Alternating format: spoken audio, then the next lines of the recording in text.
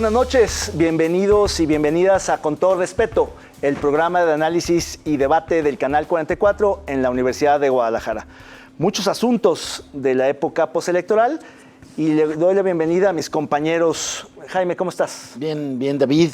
Buenas noches, gracias por acompañarnos en una emisión más de Con Todo Respeto. Diego, ¿cómo estás? Buenas noches, Jaime, David, Erika. ¿Qué tal? ¿Cómo estás? Buenas noches. Bien, muy bien. Feliz de estar aquí con las plumas más odiadas del Estado. Las mejores, por cierto, pero feliz de estar aquí con ustedes. Muchas gracias, colega. Qué piropo tan generoso. Más. Bueno, pues vamos a arrancar como siempre con un tuit internacional de un tema que ya hemos hablado y abordado en este espacio, pero que ha dado otra vez una noticia que ha dado la vuelta al mundo. Y dice así de Batel Ordonez: medianoche y miles de manifestantes en París, Francia, se manifiestan contra la ultraderecha que logró 33% de los votos en las elecciones legislativas anticipadas. La izquierda francesa unida buscará ahora un frente democrático con Macron, el presidente, para evitar un primer ministro de extrema derecha. Hace cosa de un mes aquí abordábamos el tema de las elecciones parlamentarias europeas, donde precisamente habíamos visto ya el avance de la ultraderecha y de la ultraderecha francesa, y que con este signo Macron había llamado a elecciones anticipadas, que ya tuvieron lugar y que todavía va en otra ronda más, pero que anticipa seguramente un triunfo finalmente de Jean-Marie Le Pen, que podría gobernar Francia en unos cuantos meses. Diego. A ver, sí, que fue la primera vuelta, la ganó Jean-Marie Le Pen. No es la primera vez que gane la primera vuelta, hay que decirlo. También la última elección presidencial, ella quedó en la primera vuelta arriba. ¿Quién es Marie-Jeanne Le Pen? En realidad, pues, su papá era Jean-Marie, él es Marie-Jeanne. Es este movimiento de extrema derecha que nace en los 80s en Francia y que se ha venido a través de estas dos figuras, los Le Pen, padre e hija, ¿no? ¿Qué hizo muy inteligentemente Macron en esta elección? Fue adelantar la elección para medir fuerzas, y el mismo domingo que su partido queda en tercer lugar, lo que llama es a todos sus candidatos decir: hay que bajarnos, unirnos con la izquierda, que también obligó a que la izquierda fuera unida para esta elección, para poderle competir.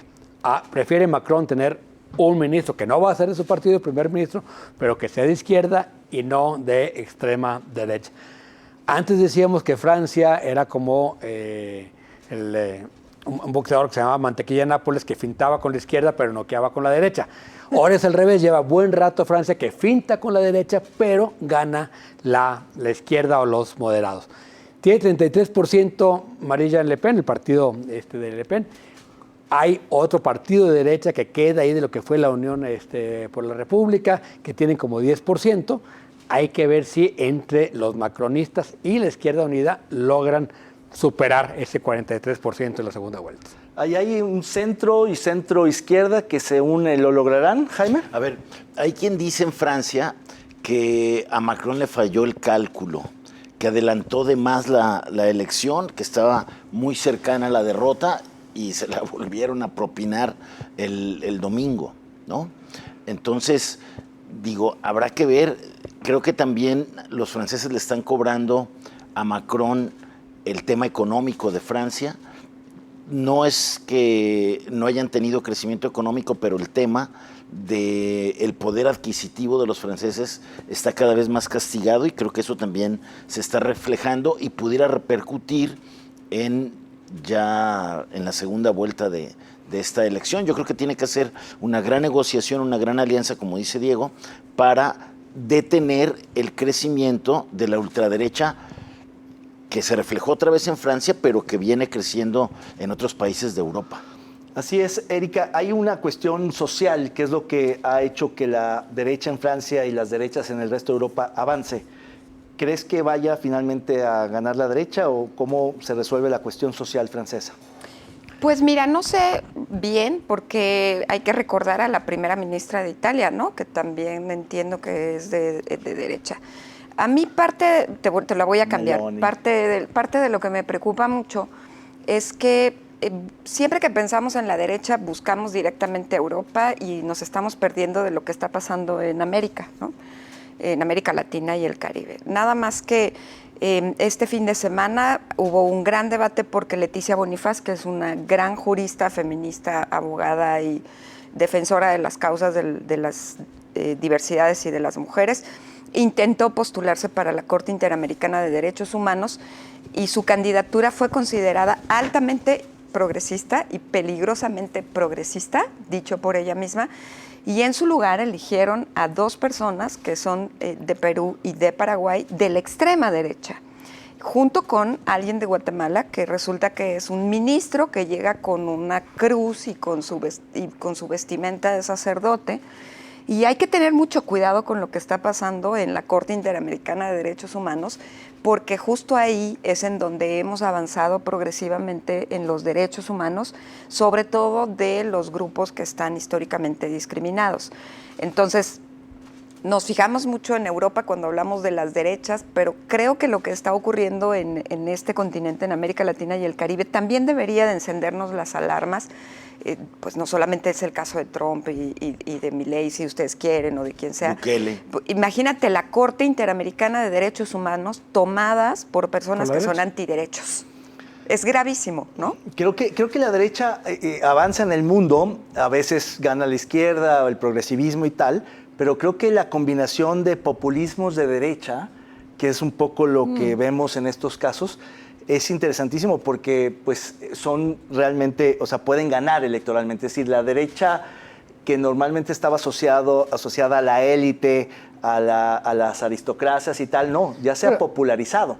Bueno, Entonces, esa figura que está junto con Le Pen en Francia, el otro que... un personaje ahí que también nació en los barrios marginados de Francia y que también ha sido un gancho importante electoralmente, a esto te refieres, ¿no? Y, a ese contraste. Y parte de la ola que está recorriendo la extrema derecha en Europa es la xenofobia, ¿no? Sí. Que es muy curioso. Uno ve las elecciones de fútbol, ¿no? Y están... Sí, están Es como Están la de racializadas. parece la de Nigeria. Claro, no, Sí. a ver, es totalmente, digamos, una mezcla étnica, que es la realidad hoy de Francia, ¿no? Claro. Entonces, y es la realidad de hoy de Y es de lo que Alemania, quieren atacar y no sí. aceptan los Exactamente, ultraderechistas. Entonces, hay ahí un debate sobre el futuro, ¿no? Que yo creo que están derrotados, ese debate.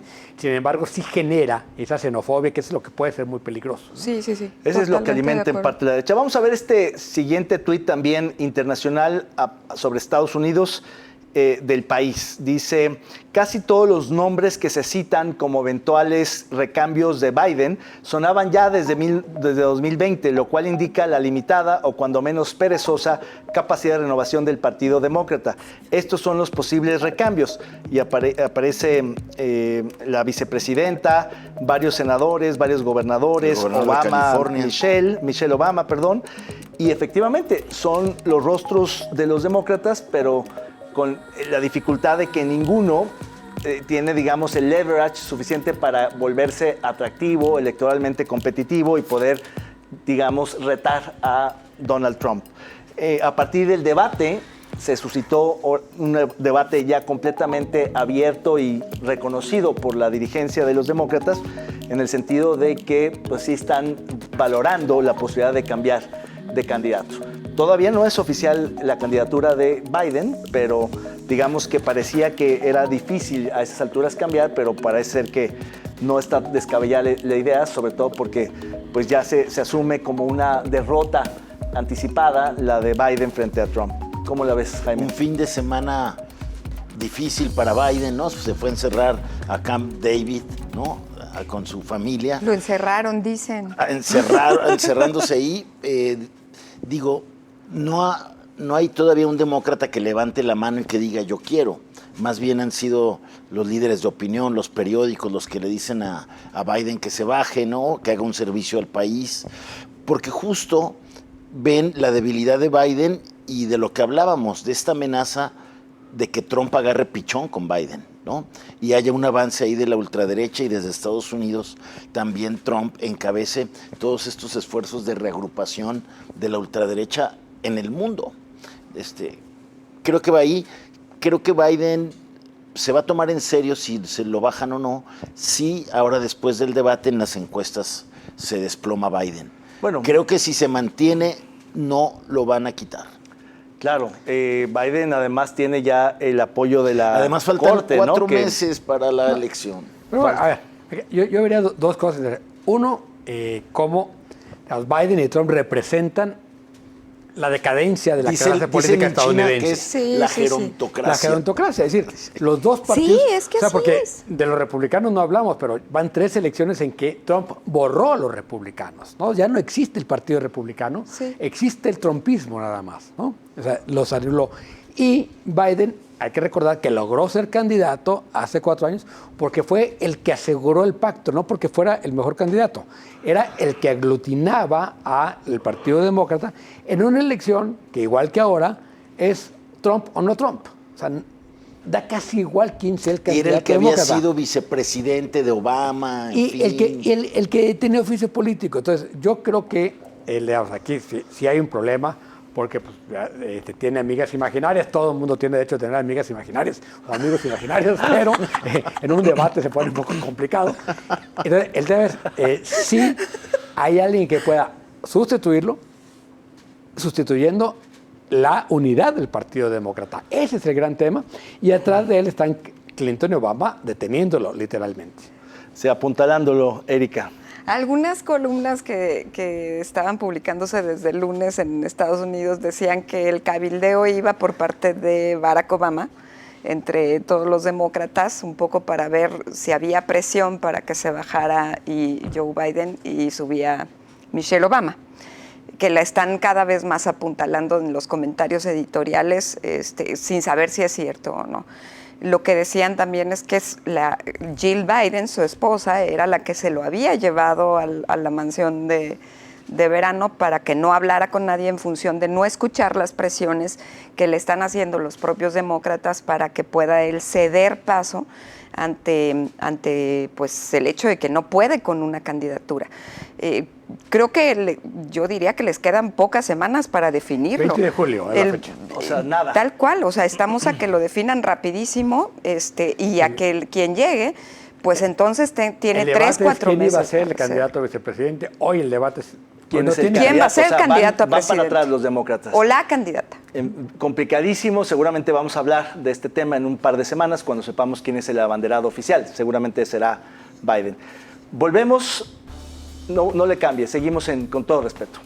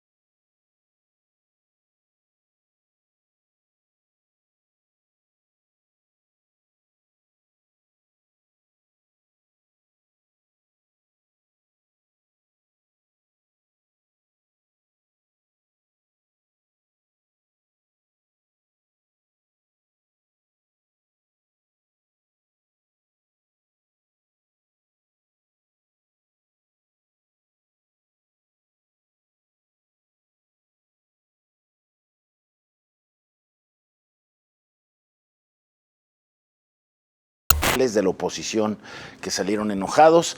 Y bueno, el presidente dando línea, después de la reforma al Poder Judicial pudieran venir las reformas a las fiscalías, doctora. ¿Cómo la ves? Pues mira, se está poniendo divertida la cosa, porque yo creo que ya tenemos ahí un montón de gente que comienza a ver que no hay vuelta para atrás y entonces empiezan a ejercer el legítimo derecho al pataleo y a decir, pues sí, pero escalonados, pues sí, pero estos no, pues sí, pero para acá atrás y para adelante, ¿no? Como que ya la ven así. A ver, yo sinceramente creo que los ejercicios 2 que llevan, salvo el de hoy, que es en el Estado de México, disque de Parlamento abierto, son una vacilada. Una simulación total. Lo lamento muchísimo porque por lo menos los que yo presencié que tenían que ver con los sistemas de cuidados y algunas otras reformas, sí eran ejercicios de horizontalidad que intentaban hacer escucha, bajo esta metodología de Sara Corona de la horizontalidad que es tan maravillosa. Sin embargo, esto es una vacilada. De entrada, ¿cómo puedes meter a todos en el CUSEA teniendo disque un parlamento abierto con un presidium que está arriba y en el que la gente de abajo pues nomás está viendo sin tomar el uso de la palabra, ¿no? Y sin tomar el uso de la voz. Nomás vas a oír a ver qué quieren decir los que están sentados ahí. Me parece, decía Jaime Cárdenas Gracia, que es muy bueno, que en 5 minutos no se podía exponer la sustancia de sus ideas.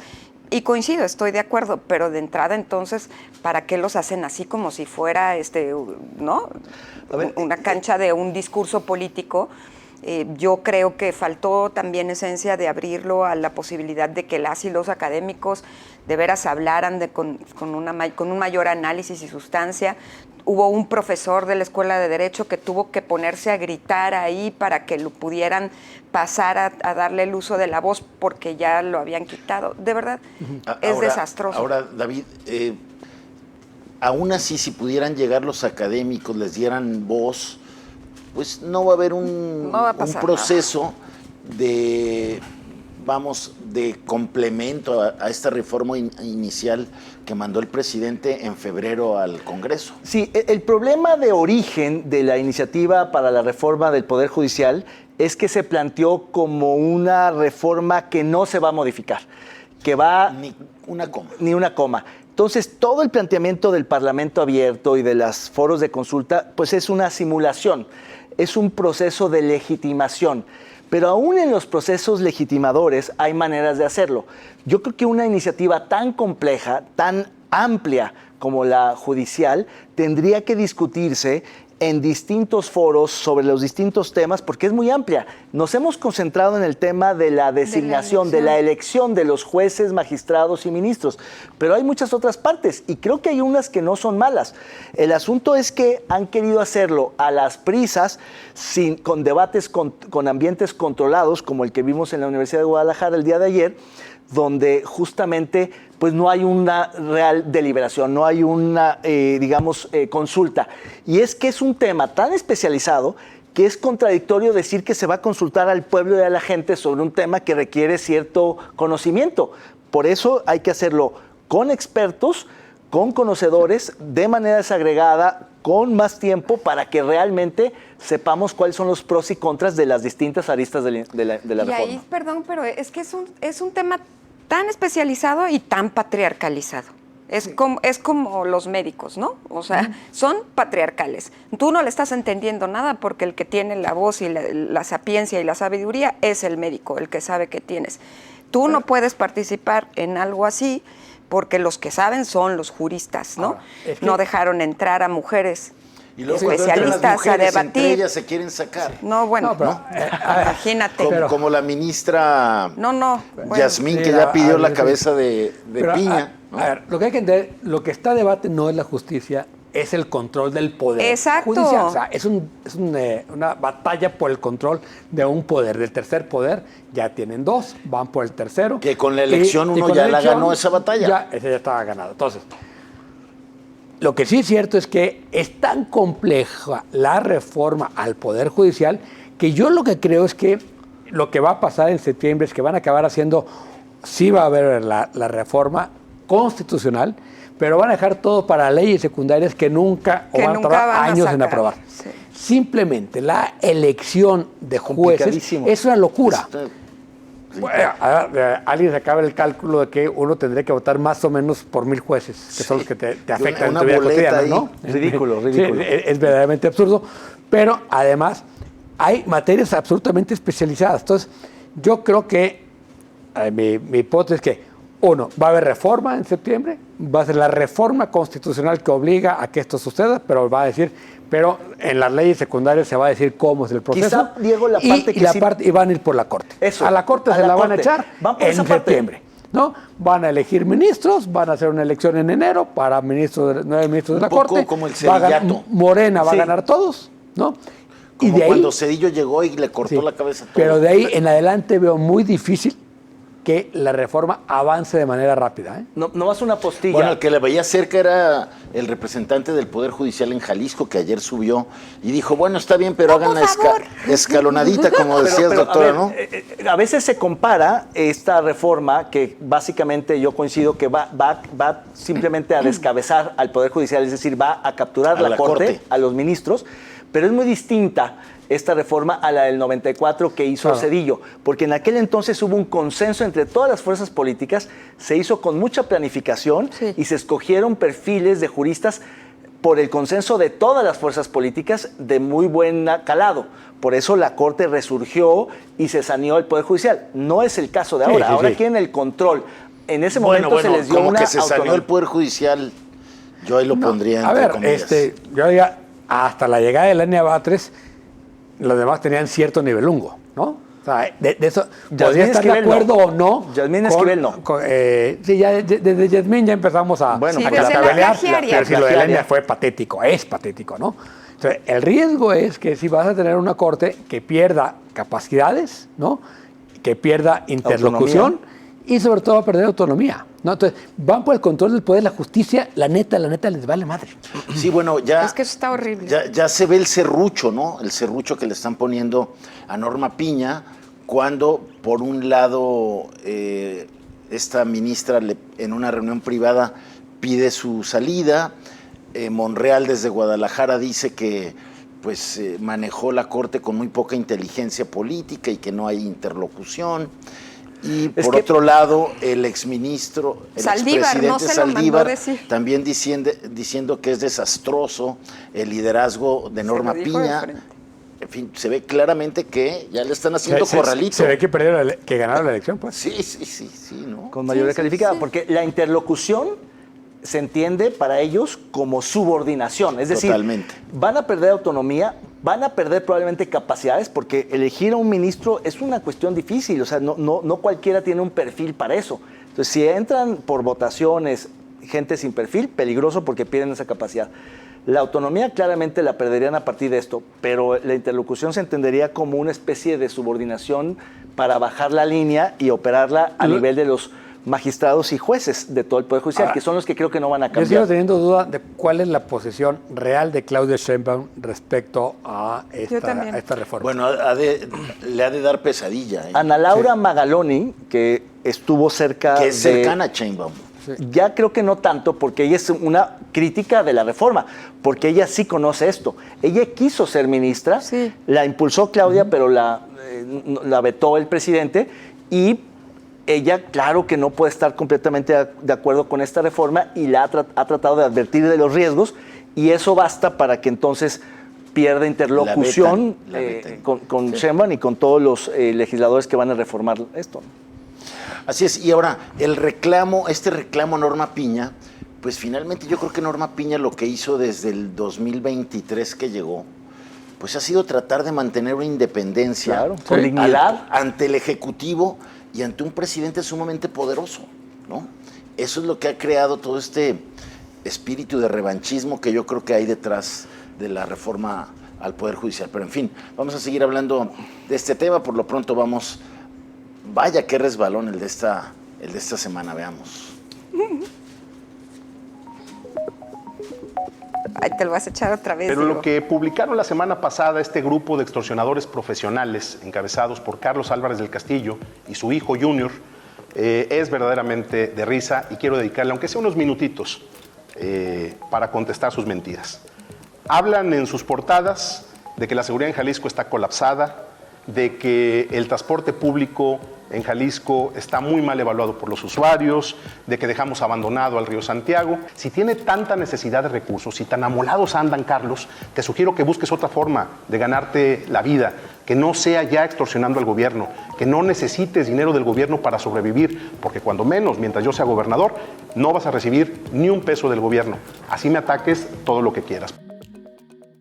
Bueno, pues ahí está otra muestra de las muchas que ha dado el gobernador Enrique Alfaro de su intolerancia total a la crítica. Sí, a mí no me parece que sea un asunto que da risa, como lo plantea el gobernador. Me parece gravísimo que un gobernante en funciones amenace de esa manera a un medio, a un empresario y a un conjunto de periodistas, porque no es solamente un tema que se queda en un video, sino que tiene repercusiones serias, incluso comerciales, de afectación negativa al medio, que afecta su reputación, afecta su fama pública, y me parece que esto tendría que tener consecuencias jurídicas. Yo creo que es inadmisible que un gobernante se comporte así, y quienes hemos padecido los embates desde el poder, pues sabemos que no se queda solamente en estas palabras, sino que hay consecuencias que afectan la vida de terceros y que eso supone responsabilidades públicas para quien ejerce el poder. Así es, doctora. Yo le respondería con la caricatura de Cucho de hoy. Hay que serenarse, ¿no? Un poquito. Y yo también le recomendaría, compre el libro que se llama Las leyes del castillo, de Casa Juana, porque ya se va a ir y necesita prepararse para la soledad. La soledad a veces ya no deja pie a que se graben este tipo de cosas y hay que serenarse un poquito. Tú más bien le recomendabas un cuento esta mañana. Sí, yo creo que el que leyera el cuento de Hans Christian Andersen de 1837, ¿no? El de El rey va desnudo o el traje nuevo del emperador, solo tiene los dos nombres, porque el problema del gobernador es que solo está escuchando a su círculo cercano, ¿no? No está escuchando, y es absolutamente intolerante a la crítica. A ver, lo único que salió a decir, oye, el río Santiago no mejoró. Se invirtieron 4,000 millones cuando se prometieron 14,000. ¿Qué es lo que dicen los habitantes de las comunidades? Él que refiere que los datos oficiales, ¿no? Que se está tratando menos agua que hace 3 años, ¿no? Sí, es cierto. Y pues, aunque no le guste el señor gobernador. Bueno, vamos a volver a tocar este tema. Por lo pronto vamos a hacer una pausa y regresamos aquí sí con todo respeto.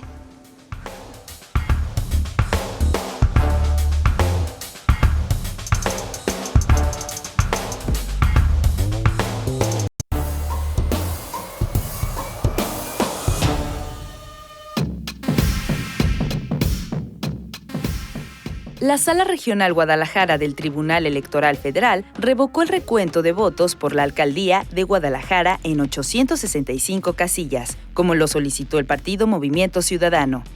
De manera unánime, el Pleno declaró inválida la determinación del Tribunal Electoral de Jalisco del pasado 27 de junio, que ordenaba al Instituto Electoral y de Participación Ciudadana, IEPC, a la realización del nuevo conteo. La Sala Regional señaló que el proceder del Tribunal Estatal fue incorrecto, al no ser debidamente fundamentado y por no haber motivo para hacer un nuevo escrutinio y cómputo en el IEPC. Efectivamente, la impugnación que presentó paradójicamente Movimiento Ciudadano, en el que solicitaba el recuento de la elección, fue recurrido por Morena, que se opuso al recuento de los votos en Guadalajara y logró que la Sala Regional del Tribunal Electoral del Poder Judicial Federal revocara esa sentencia. De modo que ahorita no hay nada para nadie y la Sala Regional, los magistrados electorales han dicho que irán al fondo de la elección. En realidad, para que se entienda este galimatías jurídico de la elección, básicamente Morena, su candidato Chema Martínez, pide la anulación de la elección porque sabe que repitiéndola podría volver a contender. De otra manera, Movimiento Ciudadano, que pide no repetir la elección, sino que se recuente la totalidad de los votos, sabe que así quedaría como triunfador, como han dado los resultados en la autoridad electoral. En las siguientes semanas, la Sala Regional y en última instancia la Sala Superior determinará qué sucederá con la capital tapatía. Si se refrendan, se confirman los resultados electorales y gana Verónica Delgadillo, o bien se anula la elección y vuelven a competir los partidos en la contienda. Jaime, ¿cómo ves? Pues sí, efectivamente está el toma y daca ahí en los tribunales electorales. Llama la atención que la interpretación tanto de uno como de otro bando, de melón y de sandía, hayan celebrado el fallo del Tribunal Federal, como si a los dos les beneficiara, ¿no? Por un lado, Verónica Delgadillo diciendo que eso señalaba o le daba la razón de que todas las urnas están bien y que no se tienen que abrir, y Chema Martínez fortaleciendo esta narrativa de que el tribunal le hace caso porque él es el que impugna el reconteo de estas más de 800 casillas, y dice, el tribunal me está dando la razón porque el Instituto Electoral no garantiza la imparcialidad y no se pueden contar los votos en su sede. Claramente esta resolución beneficia a Chema porque no confirma el triunfo de Verónica Delgadillo. Sin embargo, no necesariamente está adelantando que va a anular la elección, sino que va a ir al fondo. No. Por eso están ahí, como bien decías, medios empatados los cartones. A ver, lo que está claro es que, de hecho, por los dos lados se me expresaron así, es que el número de votos o los votos que hay adentro de las urnas ganó Movimiento Ciudadano, ¿no? De otra manera. Y a una pregunta sembrada que en la mañanera, de esas que hay muchas, ¿no? El presidente responde lo que siempre dice, pues si hay duda, voto por voto. MC le toma la palabra y dice, pues vamos al voto por voto, porque ellos saben... Nada más que la petición de conteo es antes de que el presidente diga. Sí, pero entonces Movimiento Ciudadano va y dice, oye, pues conteo, ya se habían recontado más de 1,000 casillas, recontado porque se recuenta las 800 que faltan y tan. La pregunta es si hay causales de anulación, y yo no veo causales de anulación para esta elección. Y la otra cosa que hay que decirle a Chávez Martínez es que en este país, cada vez que se ha repetido una elección, gana el mismo con mayor diferencia. Claro, pero es una cosa patética, pero siempre ha sucedido así. Bueno, pasó en Tlaquepaque hace 3 años. Yo no Hace veo, 3 años. no veo en realidad ninguna causal para anular la elección. Ese es el tema. Es que eso iba a preguntar, ¿cuáles son las causales por las que podrían anular la elección? El argumento de Chema Martínez es que faltan 135,000 votos. ¿Faltan dónde? Que no están. O sea, No, es que- ¿quién se los comió o qué? ¿Dónde están las pruebas de A que ver, faltan? sucedieron varias cuestiones, digamos, anomalías, que no irregularidades. Una de ellas, la más importante, es que muchos paquetes electorales con sus respectivas boletas se quedaron en las sedes del INE. El INE no las mandó en tiempo para que fueran computadas el miércoles cuando se recontaron que y como de contaron los votos. 90 casillas, ¿no? Una cosa Exacto, así. pero, Pero hay los una paquetes cosa... llegaron intactos. Sí, totalmente. Siempre estuvieron resguardados. Nunca se perdió la famosa cadena de custodia. Pero además hay un asunto que lo saben todos los electoralistas que están metidos en este ajo, que todas las casillas se comportan más o menos igual que las demás. Estadísticamente, cada casilla tiene más o menos la misma proporción de votos para Movimiento Ciudadano que para Morena. De suerte que esas casillas que no están concentradas en una zona o en un distrito, sino que están dispersas en todo el municipio, más o menos van a dar el mismo resultado.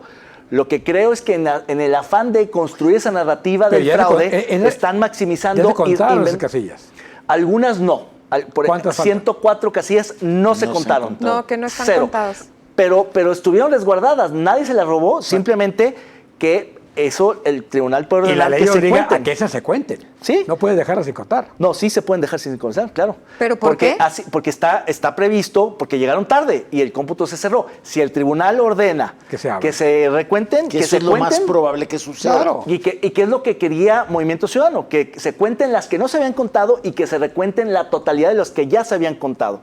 Eso es lo que está A ver, planteando es que aquí, Movimiento Ciudadano, aquí lo que me el parece tribunal sensato. tiene que validar o invalidar es la narrativa de los opositores que están poniendo en entredicho Perdón. la autoridad de Eso, a la eso no le autoridad corresponde electoral. al tribunal Sí, ni al al IEPC. desechar, ¿No? al desechar la queja de los morenistas y aliados, pues le da la razón a la autoridad Bueno, electoral. pero es que el tribunal no tiene que, digamos, hacer caso de esa narrativa. El tribunal tiene que proceder conforme a derecho, revisar las causales que establece la Constitución y la ley electoral y determinar con base en derecho qué se abre y qué no se abre, independientemente de esa narrativa. Esa narrativa a mí me parece de una deslealtad democrática muy preocupante, porque una cosa es decir, vamos a transparentar la elección, vamos a recontar los votos, vamos a volver a contarlos si quieren, y otra cosa es acusar fraude sin pruebas. Sí, así decir es. que le robaron Y- la elección y- sin a tener ver, y soltar ninguna una, evidencia. y soltar una tan grave como el sugerir que hubo una doble impresión de boletas Sí. y que están usando exacto. otras. O sea, los argumentos han sido verdaderamente falaces, hay que decirlo,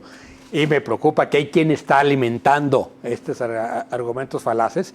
Y la otra es decir, a ver, fue una elección que lo que hay que hacer de inmediato es cambiar ese sistema de votación que hicimos en esta elección. Fue un fracaso. Fracaso Esas total. 42 combinaciones solo le Fracaso complicaron a total. los ciudadanos, no aportaron nada, ¿sí? Y solo estamos pensando en los partidos y no en los ciudadanos, que son los que tenemos que elegir. La democracia debe estar hecha para que nosotros decidamos, no para que los partidos estén contentos.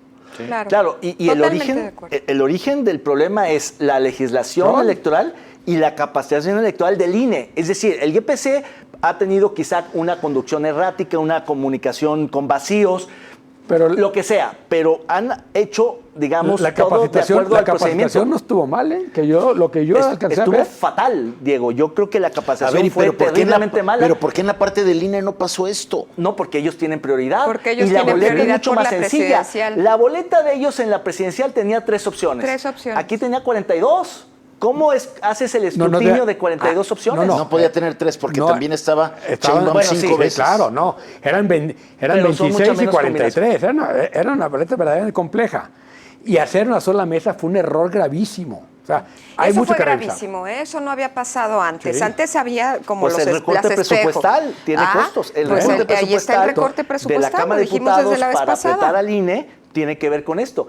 El INE tuvo muy pocos CAEs, capacitadores asistentes electorales, muy mal capacitados, que algunos tiraron la toalla el domingo, el día de la jornada, abandonaron las cosas. Por eso muchos paquetes terminaron en las sedes del INE. Y el INE, que no tuvo, digamos, no fue suficientemente expedito, tampoco mandó los paquetes a tiempo para que fueran computados el miércoles. Ahora, cuando cierran los cómputos y determinan el ganador de la elección, siguen llegando paquetes del INE que ya no pueden contar, a no ser que lo ordene un tribunal, que ojalá lo haga, para que disipen sí. todas las dudas. Pero 104 casillas no cambia nada. Pero eso se va... Como sea que venga, no cambia nada. La elección de Guadalajara, entonces, a ver qué sigue. ¿Se va a la sala superior No, que en realidad Tiene que determinar todavía el Tribunal Electoral qué hace con el fallo de la sala regional. Sí, puede o refrendar la constancia de mayoría para Verónica Delgadillo, ¿no? Y entonces Morena puede recurrir a la última instancia. que es la sala superior, que tiene 3 Que magistrados. tienen 3 y que tienen que nombrar a los otros 2 en algún momento. En algún momento. Ya no lo hicieron. Pero vamos a tener que ir al siguiente segmento, que es el resbalón. Vea usted. No, es póngale el nombre. Vamos a verlo. El resbalón ya pasó. Los curadores más experimentados de Con Todo Respeto han preparado esta exquisita pieza de arte visual. All right, that's right. Slip the jab. That's it. Mentalize. See that bubble in front of you. You see yourself doing right, and you do right. That Apollo won't know what hit him. You're gonna roll. Usted, póngale el nombre. Pues ahí tiene a usted a Biden, pues ya, es un meme, se ha vuelto un sujeto de burla, De escarnio. de escarnio, y esto va en espiral. ¿Qué le ponen de nombre a esta? Noqueado. Noqueado. Digo, pues le pusieron... Boxeando contra su fantasma. Sí, yo te iba por noqueado también, me uno a esa. Por knockout. Por knockout. Así es. Bien, pues vamos a un corte y volvemos en un momento. No le cambie, seguimos en Con Todo Respeto.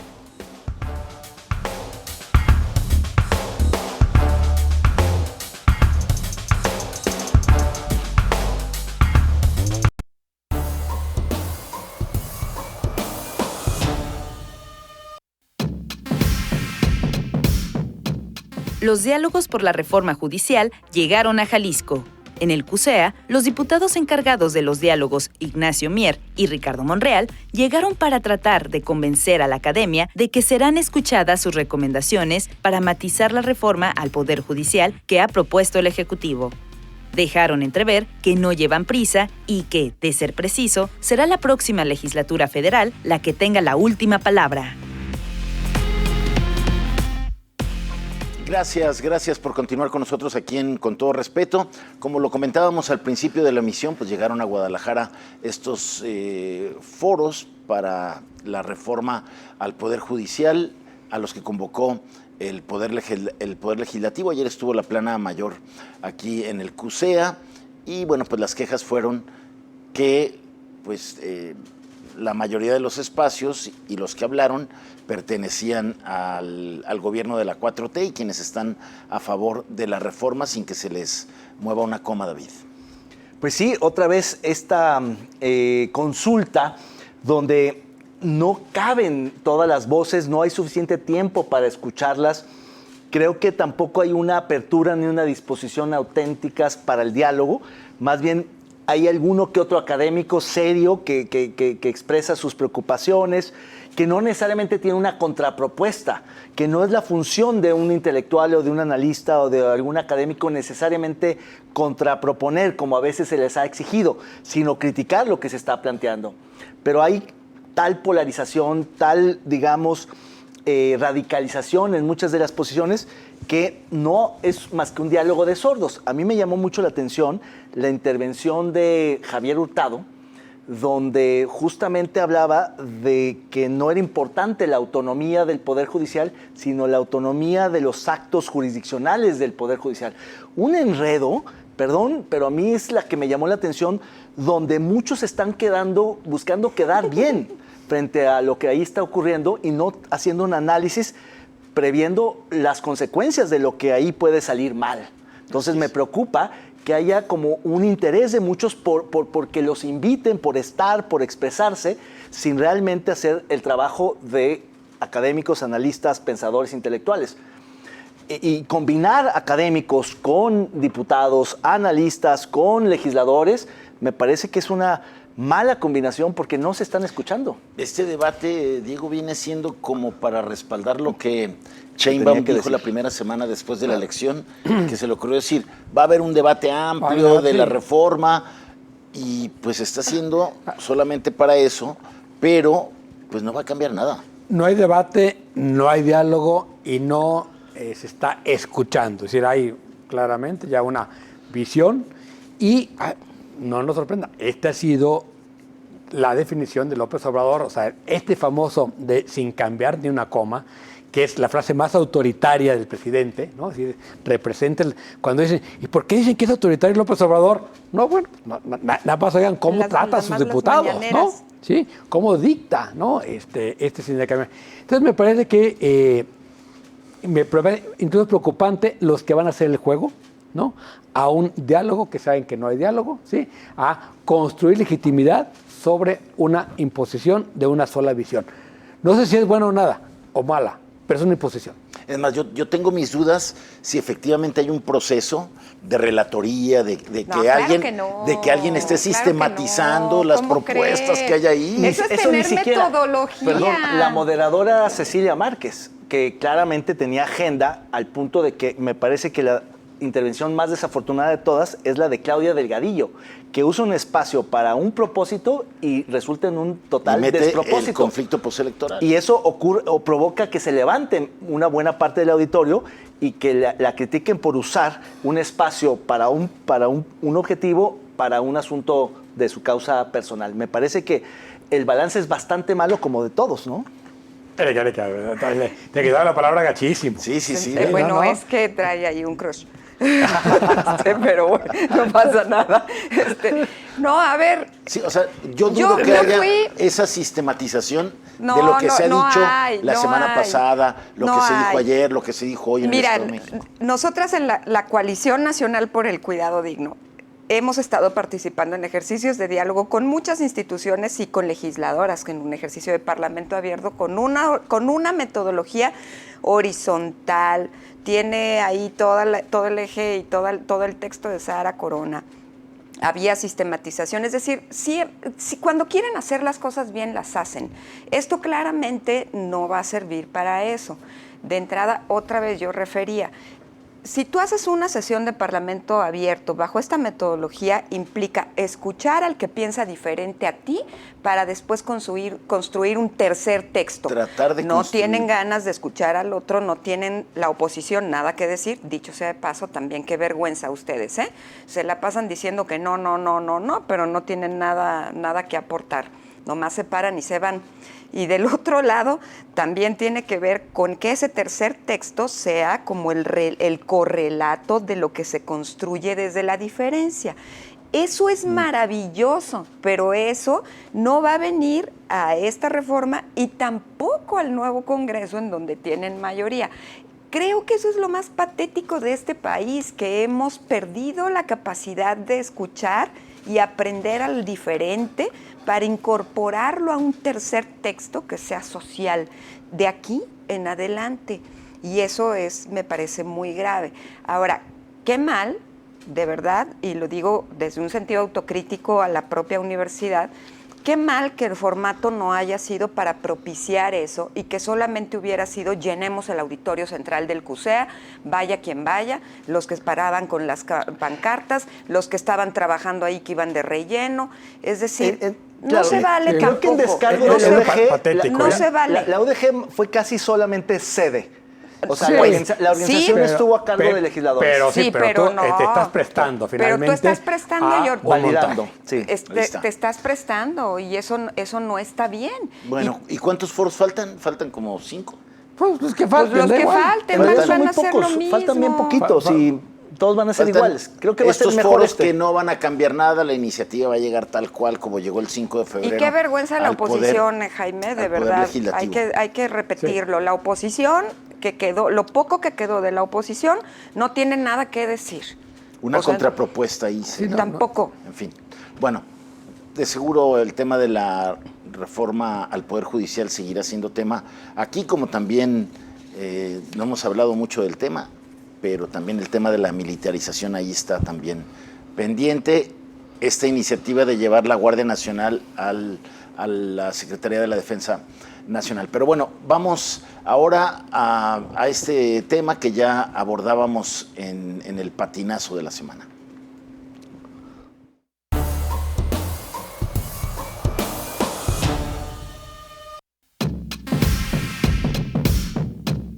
El gobernador Enrique Alfaro Ramírez se volvió a enojar.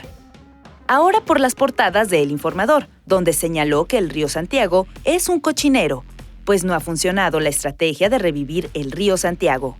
El gobierno defiende que se han invertido más de 4,000 millones de pesos para remediar la gran cantidad de contaminantes que tiene el afluente que cruza el occidente de México. Bueno, pues ya señalábamos cómo se volvió a manifestar en el gobernador la intolerancia a la crítica, ahora de una manera, creo yo, pues excedida en más que en otras ocasiones. Sí, bueno, han sido muchos episodios. Yo ya me confundo de cuál está quejándose el gobernador, pero el tema del río Santiago, hay que recordar que fue aquella promesa de campaña en donde Primer además... acto de gobierno. Primer acto de gobierno. Sí, el primer acto. Y que había repetido muchas veces en campaña y que la Comisión Estatal de Derechos Humanos había hecho una mega recomendación. Es decir, había muchos elementos, muchas condiciones para entrarle en serio al tema. No dudo que haya habido ciertos avances, pero de ahí a que esté saneado, de ahí que esté en buenas condiciones, de ahí que realmente se haya cumplido la promesa, el compromiso de gobierno, hay una enorme distancia. O atreverte Otra a decir vez, que se revivió el río Santiago. claro, otra vez salir a decir que están en su contra complotando me parece un despropósito descomunal. En vez de decir, oigan, nos quedamos cortos, todavía falta, pero avanzamos un cierto porcentaje, ¿quién más nos ayuda? Oigan, la federación no jaló con nosotros. Hay maneras de entrarle a un tema porque efectivamente es muy complejo, pero simplemente echarle como toda la responsabilidad a un medio de comunicación, a ciertos actores que dice están en contra del Estado, que quieren que le vaya mal a Jalisco, me parece la peor manera de asumir las responsabilidades que él mismo asumió cuando entró como gobernador. Así es. Digo. A ver, los medio regaños, pues ya estamos acostumbrados, Sí, ¿no? Sí, ya. Desde que los bautizamos así ya hace casi 6 años, ¿no? Ha sido una constante. Ahora, la falta de autocrítica de este gobierno es patética. Es decir, yo sí creo que hay un tema ahí ya mucho más profundo. Porque, a ver, efectivamente hay que aplaudir que le invirtieron 4,000 millones al Río Santiago, por supuesto. Habría Nada que más revisar, hay que recordar habría que revisar cómo están esas plantas de tratamiento. espérate, que señalan. que el proyecto era de 14,000. O sea, cuando ellos lo inician, dicen 14,000, y lo que comentabas en ese momento fue, con 14,000 apenas, al final del sexenio, lo que va a haber es el inicio de un proceso que va a durar muchos años. Solo le invierten 4,000 y quiere que le aplaudamos. O sea, el problema es que quiere aplausos el gobernador, ¿no? O sea, ¿por qué quiere aplausos en materia de seguridad si lo que bajó fue las denuncias? Pero los asesinatos y las desapariciones van al alza, Claro, ¿no? claro. O sea, si sumas las dos, que es la violencia criminal, ¿no? Eso está al alza. El Estado no está mejor ni en materia de seguridad, no está mejor. Los camiones, sí, hay que aplaudir el macrobús, hay que aplaudir que se terminó la línea Así 3, es. que no es... Pero los camiones no están jalando. Sí, no, decía, bueno, la gente habla, a ver, la encuesta que califica el servicio del transporte público con 8, Le hicieron uno, en radio, la gente que escuchaba, los usuarios del transporte decían, claro que no estoy de acuerdo con ese 8-1.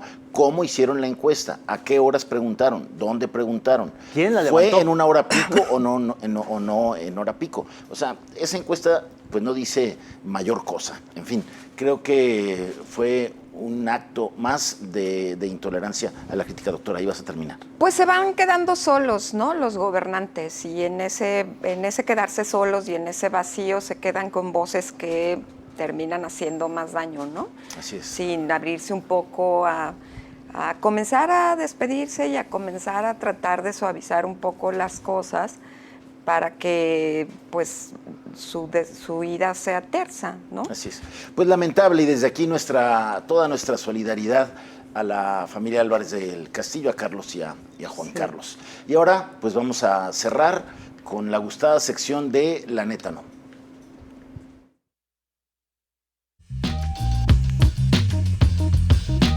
El premio La Neta No a lo más lamentable de la política y el servicio público de esta semana es para Samuel García, gobernador de Nuevo León, por hacer viral la adopción del perro Alberto. ¡Enhorabuena! Bueno, pues volvió a ganar Samuel. Claro, vámonos, todas a se las difícil. lleva. vámonos a la de esta semana, doctora. Enrique. Alfaro, yo quiero postular a Chema Martínez por su capacidad de tergiversar las cosas como un profesional de la política, pero la neta no. Chema, con mucho cariño, porque mañana le dedico mi columna. ¿Enrique? La producción me pide que por qué Enrique. Pues, no acaban de ver. el video regaño. ¿Falta algún argumento? ¿Falta algún argumento? Bueno, yo me uno a la candidatura de Erika por esta muestra de intolerancia a la crítica que ya vimos. Yo me adhiero. Me adhiero. Me adhiero. Bueno, ¿Es cuánto? ahí están. Enrique Faro. Hay dos opciones. Usted nos ayuda la próxima semana para ver quién la gana. Por lo pronto, pues agradecerle que nos haya acompañado en esta primera emisión del mes de julio, primera emisión del semestre, Diego. Que llueva mucho. Vámonos. Vámonos. Felicidades a los y las graduadas. Gracias y nos vemos aquí el próximo martes.